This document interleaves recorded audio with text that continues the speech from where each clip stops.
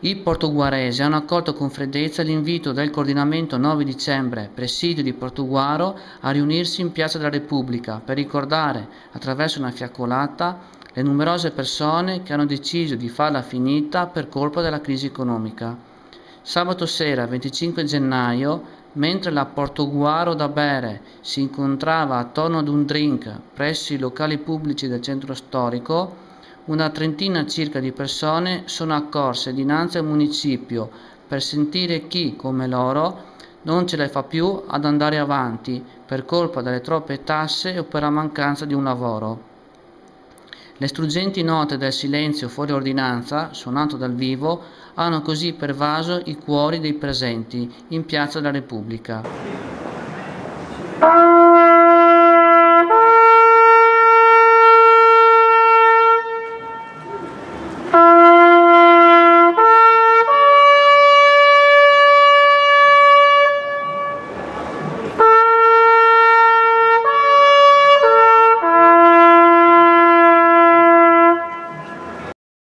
Poi alcuni giovani del presidio di Portoguaro e di Pordenone hanno letto dei brevi messaggi per ricordare con profondo rispetto quei padri, quei fratelli, quei figli che ora non possono più parlare con la loro voce. A scuotere invece gli animi dei presenti sono state le parole di fuoco contro i nostri governanti pronunciate dal responsabile del coordinamento 9 dicembre di Portogruaro, Vittorio Roncaglia. Loro devono ascoltare noi, perché loro vivono un mondo diverso dal nostro. Non si rendono conto che la gente non si ammazza perché oggi ho il gusto di andare ad ammazzarmi. Devono rendersi conto che si stanno ammazzando, non ce la fanno più. Ci sono anche famiglie che hanno bambini che non sanno cosa dare da mangiare a questi bambini. Siamo stanchi di vedere queste azioni del governo che mancano per un sostegno agli italiani.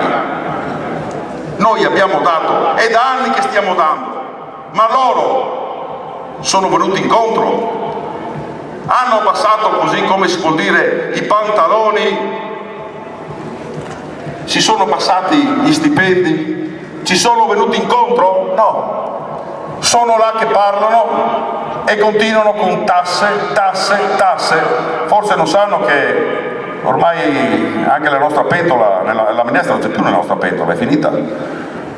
Devono cominciare a pensare bene. Stiamo dando ancora delle possibilità perché ci vengano incontro, che capiscono che bisogna prendere una strada e dare lavoro alla gente. Che attualmente tutte le crescite che stanno parlando, lo sapete meglio di me, non c'è nessuna crescita. Vedono una luce che non c'è, lo stiamo dicendo da anni. Loro continuano a vedere una luce in fondo al tunnel. Boh, la vedranno loro, io no, voi neanche. Ha preso poi la parola Salvatore Spartà, un rappresentante del coordinamento 9 dicembre di Pescincanna, recentemente balzato agli onori della cronaca per aver occupato, in segno di protesta, assieme ad altri attivisti, il campanile della chiesa della frazione di Fiume Veneto. Salvatore ha raccontato di aver ricevuto stamani la visita di alcuni onorevoli e di aver elencato a loro una serie di richieste basilari che i politici dovrebbero mettere subito in atto per aiutare concretamente le molte persone oggi in difficoltà.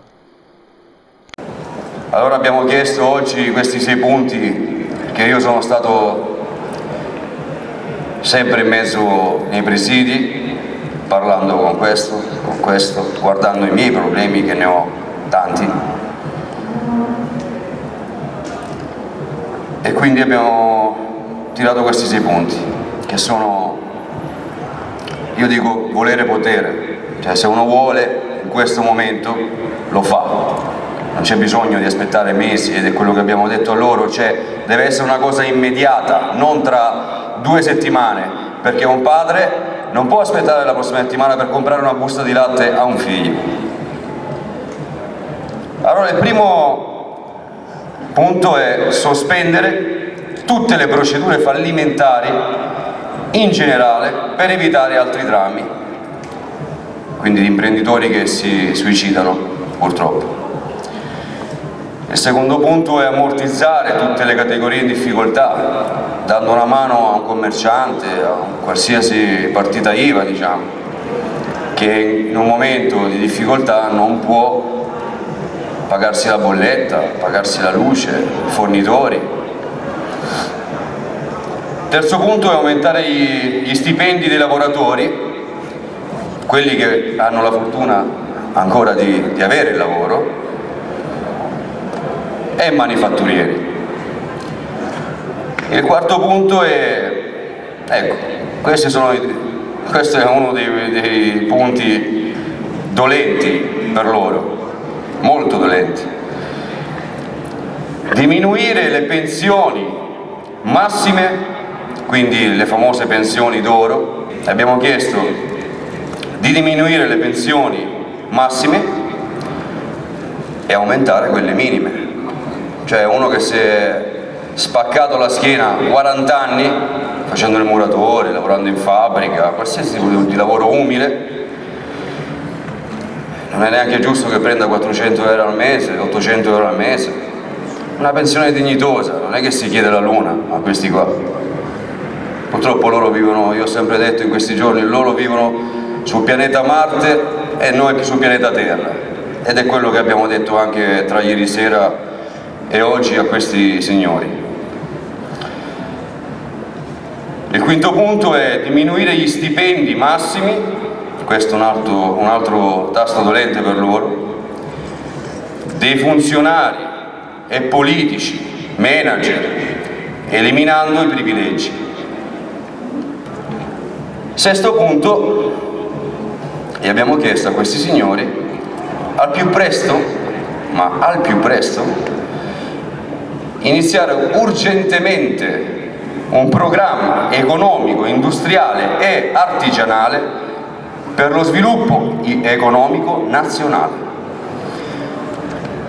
Basta, questi sono i sei punti che abbiamo chiesto a questi signori. Abbiamo chiesto di avere un incontro il prima possibile, sarà fatta una delegazione, poi ognuno deciderà chi andrà, saranno 3-4 persone, adesso non si saprà, non si sa. Non gli stiamo chiedendo la luna, gli stiamo soltanto dicendo noi sangue non ce n'abbiamo più, quindi adesso i sacrifici noi li abbiamo fatti fino adesso fateli voi.